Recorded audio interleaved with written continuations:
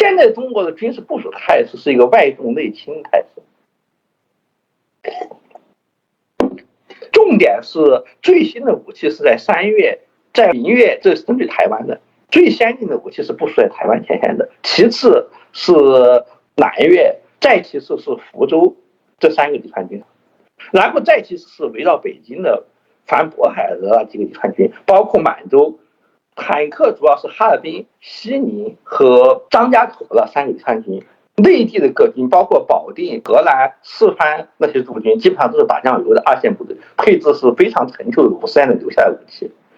顺便说，中国武器换装这件事情一直是达不到时间表。军改17年以后的军改，实际上是在军工跟不上，没有办法对经过几次裁减以后仍然如此庞大的中国军队全部换装的情况下，仓促的根据现有的格局，能换就换，不能换就以后再说，把杂派部队凑起来放到内地去，能换装放前线去，这种方式拼凑起来的。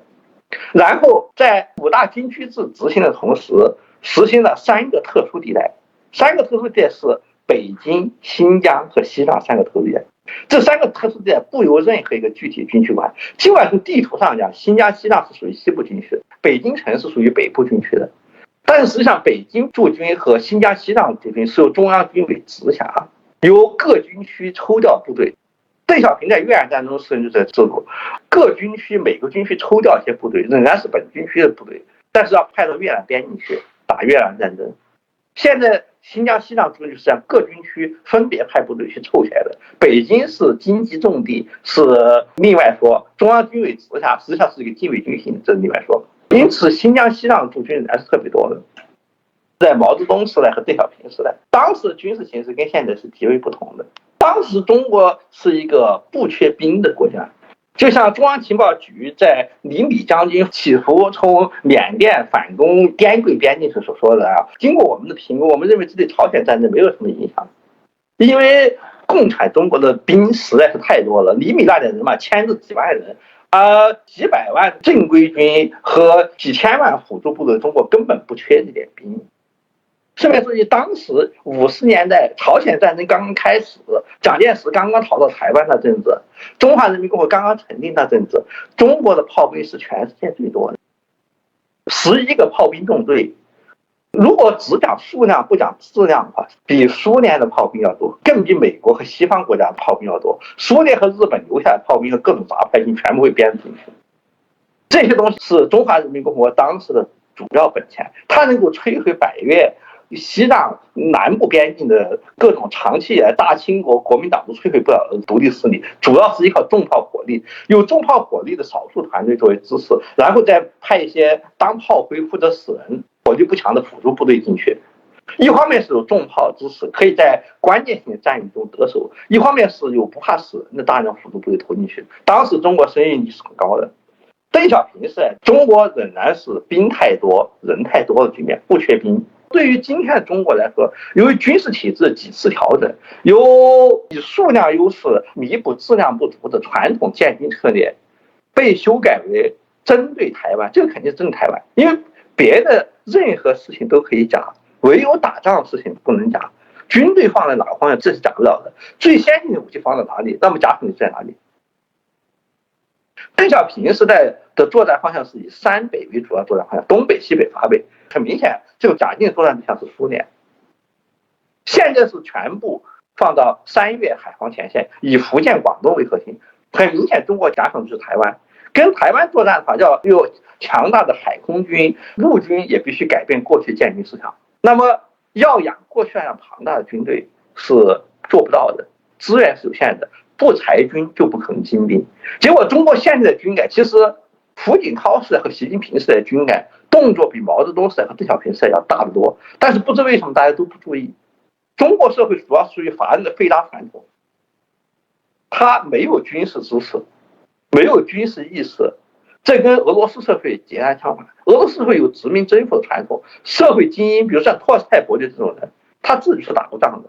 很少有俄国的上层人士，甚至是文化界人士、作家、画家之类的，没有一点点军事经验的。统治阶级就更不要说了。对于统治阶级和军事他们的命脉，全社会对于军事都有清晰的认识。而华人社会像是宋徽宗的宋朝一样，默认打仗是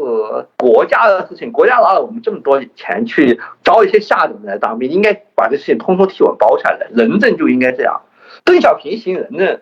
主要的特点是什么？就是恢复了官僚管理体制，恢复了边户齐民体制，恢复了科举体制，使得华人主流社会和精英文化不需要面对战争，这是华人最喜欢的。所以华人喜欢邓小平，厌恶毛泽东。毛泽东有很多暴行，但是恐怕华人讨厌他的主要原因跟讨厌抗战时蒋介石一样，是出于一个其实按照民主国家标准不算暴行的行为。就是毛泽东和蒋介石有一个共同特点，他们都坚持按照第一次世界大战和第二次世界的西方标准实行全民兵役制，制造几百万大军。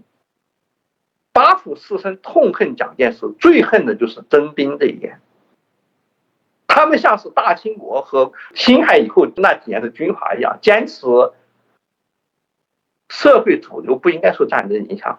军阀可以招兵，拿钱去买兵。你卖鸦片也好，卖盐也好，办法是你自己的，我们不管你。但是你不能让我们的子弟当兵。如果让全民当兵去牺牲的话，那是你的错。但是这个说法在现实知识分子当中得不到支援，所以抗战时期，尽管八府士绅非常恨蒋介石，却没有办法把他们的诉求提高到全国性的全区性高，也就是因为他们在意识形态方面有一个失语现象。你不能对美国人说蒋介石太坏了，他把我们的农村青年都招去当兵了，妈的！美国的农村青年哪个不当兵呢？把这话说给美国人听，美国人觉得有问题的不是蒋介石，而是你自己。他顶多会说蒋介石抓兵抓将的时候腐败得很呐，基层官吏拿了钱不把富人子弟招兵，把穷人子弟那些不合格子弟去招兵，这样的力度就很弱，而且这样的宣传也被共产党占去了。共产党就搞一个宣传小品，抓壮丁的描写蒋介石政权的腐败，把宣传真理给占据了，使本土势力处在极其被动状态。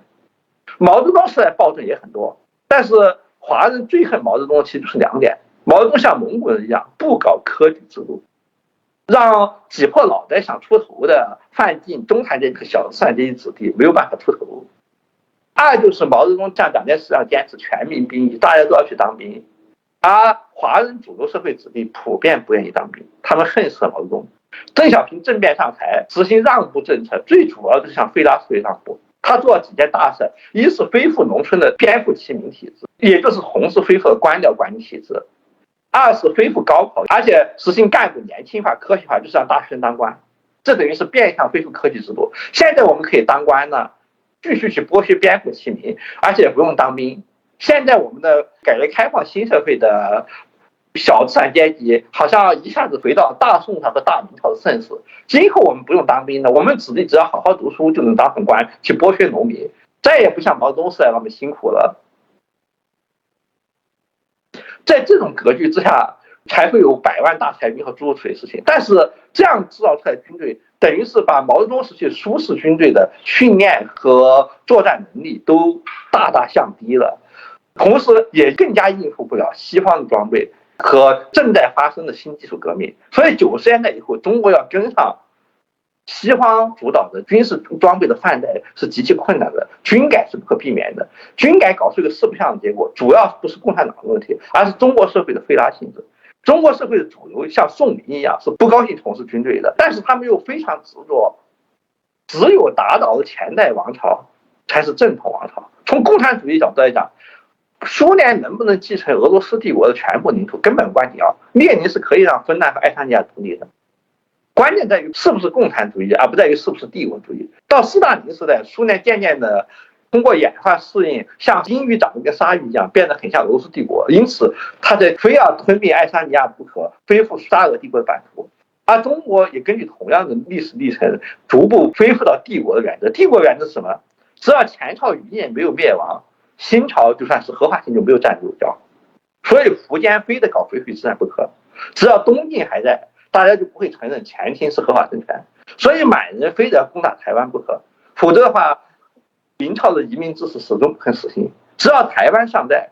共产党现在已经丧失了征服的冲动，想要守城的共产党，想要把自己转化成为一个28史上的一个新王朝的共产党，他在广大非拉人民的眼中就不像是一个站稳脚跟的合法政府。所以实际上也是由于中国社会本身的缘故，使共产党进入了宋非宗那种荒谬的局面。广大人民认为宋朝跟五代一样，是一个军阀政变产生的朝代，能不能获得合法性，就要看你能不能恢复大唐的版图。在灭了十国以后，还能不能收回燕云十六州？只要燕云十六州没有收复，宋朝就看上去不像是唐朝的继承者。但是另一方面，广大人民绝对不肯像唐朝的蛮族土壤继续当兵，平时也要骑马射箭跳鼓舞，而是要过和平的生活。这两个要求是自相矛盾的。要收回燕云十六州，要把宋朝变成唐朝继承者，你必须有唐朝这种内亚作风的武力才行。你要过和平的士大夫生活，那你就不能收复燕云了。但是宋人是两样都要，既要收复燕云，恢复唐朝的版图和合法性，又要过自己和平生活，中间的矛盾呢？我们默许政府收更多的钱去养雇佣兵，所以大宋朝其实是被自己的人民逼死的。人民坚持要宋朝像唐朝一样强，一样穷兵黩武，迫在南渡以后，也要求朝廷非得北伐不可，哪怕是联合蒙古也非要北伐，要不然就不算合法。银非、清非二地恢复旧籍合法性是很强的，所以杭州城始终叫杭寨，而不能叫首都。这个要求也毁了北宋，也毁了南宋。邓小平以后的共产党就出来这样两难局面，所有人都想过江泽民时代官僚腐败的生活，不高兴过毛泽东时代军事生活，但是大家又非常强烈的要求祖国非统一不可，否则共产党不算合法政权。两者之间夹缝，就把江泽民、胡锦涛和习近平放到了宋神宗和宋徽宗这种处境。你怎么也没有办法完成人民的要求的，人民要求自相矛盾的。开战是必然亡国，但是不开战的话，完成不了统一，你永远不是合法政权。军改就是在企图完成这个不可能完成的任务，结果搞出我们现在所看出的自相矛盾的局面。结果就是，即使最先进的前线部队，其实由于中国自身武备军工系统的弱点，军工系统跟不上部队的需要。如果继续搞594坦克的话，那么供应量是可以保证足够的。但是不行，要搞新式的东西。中国搞军事文献很出色，就是说年年国庆节的时候都要拿出一些新玩具出来，给小粉红和舆论制造的这种印象，就好像中国是世界上犯装最快的国家。但是十分不幸，这件事情跟真实情况恰好相反。中国由于体制惰性以及帝国的体量太大缘故，是全世界最难犯装的国家，所以大部分二线部队，比如说今天驻扎在四川和河南的几个集团军，直到现在还在用594坦克。即使80年代的火箭弹和90年代的坦克犯装都搞不下去，主要原因就是中国军工生产能够大规模生产的只有苏联留下的50年的生产线，以后搞这生产线只能小规模生产。不要说是更先进的东西，就是96和994坦克生产几百辆以后生产不下去了，成本太小，批量生产，而且还需要很多进口的配料，都是需要外汇去买的。而这些东西89年以后又受西方的封锁，这从军事讲，中国从89年以后脱钩结果就摆在我面前。中国军队跟文宣的差别之大，远远超我们的水平。俄罗斯军队是2014年才脱钩的，而且俄罗斯社会对军队重视程度是远远超过中国的。但是从军事文献上讲，每年国庆都要拿出一些新玩具，这些新玩具根本不会被装备到部队里面，只有几个样品。还有一些外贸型的东西比本国军队用的好，拿到非洲、泰国、土耳其这些地方去，尽量换一些外汇出来，来掩饰军队本身的窘迫。尽管军队涨了很多待遇，但是我们要注意，最主要开支不是说军官涨的钱比地方干部多少些钱，主要的开支是在军工生产这方面。这方面的开支中国实在是承担不起，结果搞出来一支非常像是大清末年北洋军和最原始的绿云八旗并存，几百年时间段军队放在一起，吴三桂留下的大炮洪秀全可以照样用，有日本标准的1870年标准的新军，但就这原材料几万人才有，内地各军根本没有足够的钱来换装，中国军队就出来这种状态。但是在这种状态之下，北京、西藏和新疆也是特殊地区，可以说这3个地区军队不到中国在战争时期失败是打不败的。而西藏跟新疆不一样，它的人口太少，是经不住战争消耗的，所以实际上西藏流亡政府考虑军事行动对他自己来说是不明智的，也就是说把自己塑造出一个像穆斯林一样的好战形象，对他们在西方白左主流社会当中的地位是不利的，但是却无法改善他们在西藏的军事态势，也就是说一样也打不赢。比如说他只有坏处没有好处的政策，执行起来是错误的，所以他们执行现有的政策本身是明智的。但是对于其他人来说就不是这样了。比如说四川是被看成是中国内地地方，两地的军事质量差别之大，那就是毛泽东时代、邓小平时代和现在的军事态势差别之大，那就只能用大清国开国时期和洪杨之乱时期差那么大。大清国开国时期清兵入川的时候，极小队清边横扫了张献忠的部队，然后加上吴三桂，吴三桂你是正规军，其实只有几万人嘛，在川滇前打败了南明的军队，那时候的清军是无敌的。后来清军又打败了吴三桂军队，包括吴三桂收编的南明军队。但是等到石达开发兵入川的时候，八旗绿营分散在四川的驻军已经不足以应付白莲教的叛乱了。首先就是人力不足，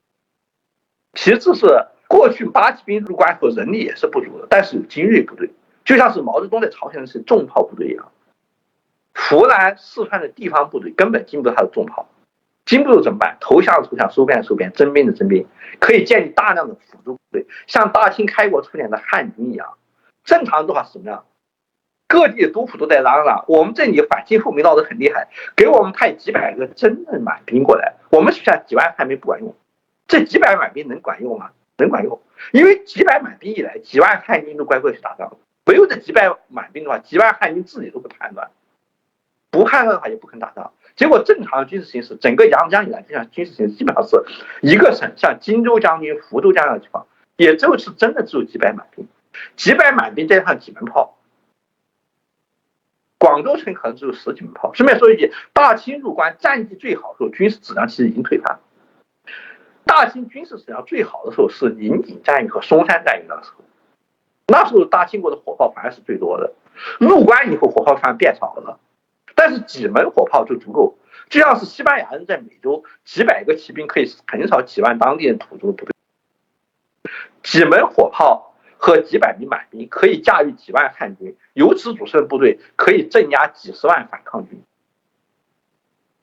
那时候大清国军队是有质量，但是数量不足，数量不足依靠辅助部队来补，这也是毛泽东的同样军事策略。他的核心部队就是满洲军，分配到各省的话，其实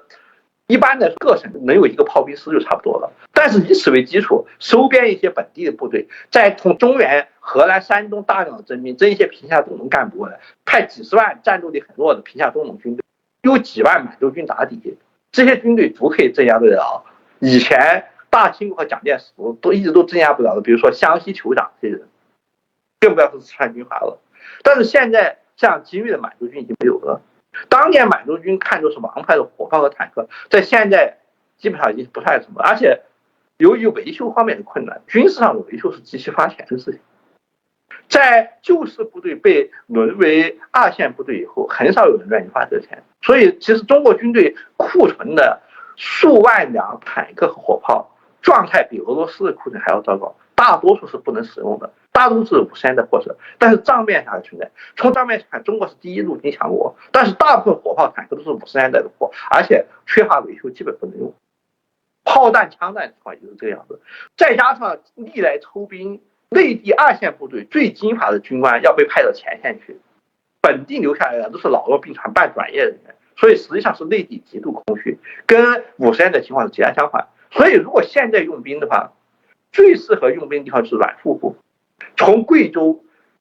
川黔边境延伸，经过湖南、江西，一直到浙江西南部，这个知识分子管它叫做占里亚的万山连绵地区。这个山地一直向西南方向，通过广西和云南连接着缅甸和越南。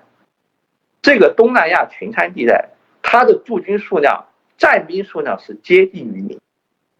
这个跟50年代不一样，50年代毛泽东是派了100万大军去镇压这些地方的酋长的，现在这地方的有效兵力接近于零，跟大清国末年一样，基本上是依靠文官和警察之类的半军事化、准军事化部队来维持的，军事质量实际上是不堪一击的，跟黑帮相差无几。如果在这地方用兵的话，只要外援通畅，外援也很难封锁。因为南部军区虽然包括了云南、广西、广东，其实主力全在广东，广西基本没有驻军，只有几个训练基地。云南的军队军事质量比四川要好一点，但也好不了多少，封锁边境是办不到的。边境上其实只有警察，边防警察是铁丝网，那个铁丝网有点战术素质就给你剪破了，你其实是没有办法的。只要外援通畅的话，这个詹米亚地带、香港前詹米亚地带制造一场缅甸军阀式的战争，哪怕是在外援太上皇不感兴趣的情况下，凭遗留武器库搞上几十年军阀战争应该是没问题的。但是西藏不符合，至少现在不符合这种前提。北方满洲的军队金华在哈尔滨有一些96式的坦克、93的炮火，但是比起俄罗斯军队要差多。就是中国社会跟军事隔膜程度，就可以从这次乌克兰战争看出来的。中国舆论界是两种人，主流当然是拥护俄罗斯，中国跟俄罗斯是一家，坚决支持俄罗斯。自由派就是长期以来跟中国共产党不和这一派，则提出中国应该是趁着俄罗斯内外交困情况下收复俄罗斯远东，就像是童万、宋徽宗他们趁着辽国被金国打得满地找牙的时候收复燕云十六州一样。这说明什么问题？它只说明华人社会的精英一点军事常识都没有，这一是很为查明的。俄罗斯远东军正好就是负责进攻基辅的这些军队，远东军总司令柴克上将在进攻基辅战役失败以后被普京撤职，你以为他根本不行？其实最好是耶律大石的部队被金国打败，你以为他根本不行。结果宋军北伐时被耶律大石打得很惨。就哈尔滨那个集团军的军事素质、训练水准和武器装备来说的话，比起柴克的远东军差了20年。柴克的远东军在基辅打不到乌克兰军队，但打你没问题，一点问题都没有。他们派出去那些俄罗斯坦克打中国的96式坦克，一点问题都没有。而99式坦克是摆样子，只有几百个，基本上形不成战斗力。打哈尔滨那个军区一点问题都没有，估计4到6个星就可以打垮。我可以用东非战争的经验来形容，就是说是埃塞俄比亚军队是中国武装的，他的坦克、重炮都是中国的标准，可以看出中国军队在非洲一个发生。在提格雷战争的时候，最主要的炮战就是沃德勒亚的炮战。提格雷的中路军在阿鲁拉战役获胜以后，长驱南下，直取帝都亚的萨贝巴，在沃德勒亚这个重要的据点里面打了一场典型的2战规模的炮战。提格雷人用俄罗斯的 D30炮，这是非常落后的东西。俄罗斯在乌克兰用的炮可比 D30要先进多了。D30是60、70年代的标准装备。埃塞俄比亚官军用的是中国提供的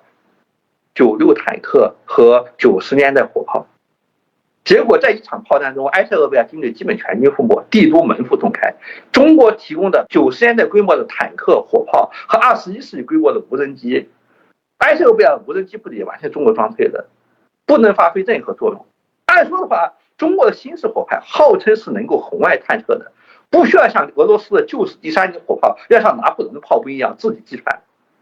可以开炮不管的。而且中国还有无人机，无人机你看像现在乌克兰战争那样，是可以把俄罗斯的目标告诉乌克兰，让乌克兰那边精准设计的。按说的话，如果中国这些武器能够达到它的验收时期自称具有的标准的话，那么提格雷的炮兵阵地是肯定经不住他们打击的。但实际上，中国无人机的侦察定位作用好像就不要说是轰炸的，侦察定位作用好像是等于0。中国炮兵的新炮兵和坦克的红外成像技术好像也是等于0。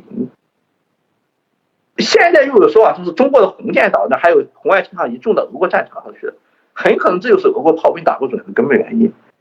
就俄国战场留下的视频，好像是俄国坦克企图打导弹的时候去打鸟，很可能是中国的红外成像仪，就是武汉那些居民永和公司搞出来的事情。但是无论何结果我们都知道的，提格雷人一直打到城门口，阿比总理才慌了。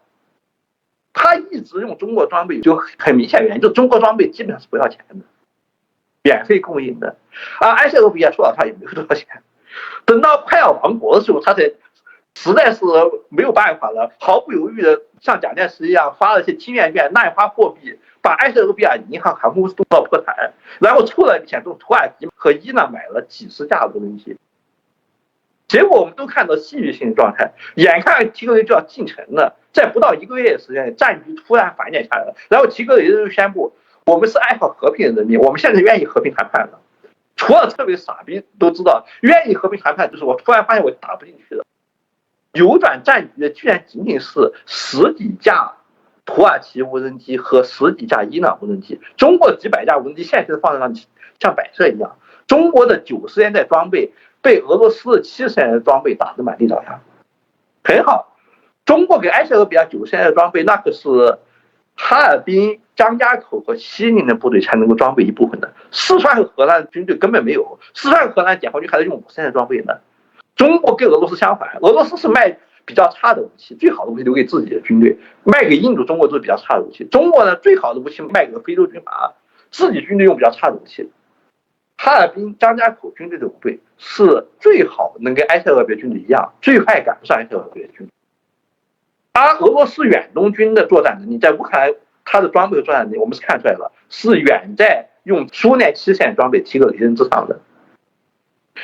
远东军打乌克兰虽然打不下，虽然打基辅打不下，但是普京如果用远东军打基辅那些兵力用来打哈尔滨的话，那比提格雷人打埃塞俄比亚还要摧枯拉朽。4到6个星期，北满就全完了。沈阳军队不行，沈阳军队远远不如哈尔滨军队，沈阳军队还要用594坦克，594坦克放在第3型大炮和7、2型坦克面前，基本上就是单方面挨打，像蒋介石放在马当的炮台一样。你的射程比日本人射程的近，你的炮全都打不到敌军阵地。虽然账面上讲我们也有很多炮，但是这些炮全都打不到敌军阵地，敌军在你的射程范围内给你打炮，把你阵地全都打没了。沈阳军械部队对俄罗斯部队的话根本打不起来，就是单方面被屠杀。4到6个星期之内，北满战略可以结束，再过1个星期，俄罗斯军队就可以入关，就可以进山海关。所以按照中国自由派的看法，他以为俄罗斯打不赢乌克兰就不行了，去收复燕云石油，收复远东共和国，肯定会被远东军区彻底打垮的，这就是中国军队的现状。但是不要是中国小粉红，就是中国自由派理论上反对中国共产党政府这些人，对中国军队真实状态毫无所知。这边所以台湾法人也是这样，你看他们说这话好像以为中国是世界上第2或第3军事强国，打台湾好像没啥问题，感觉。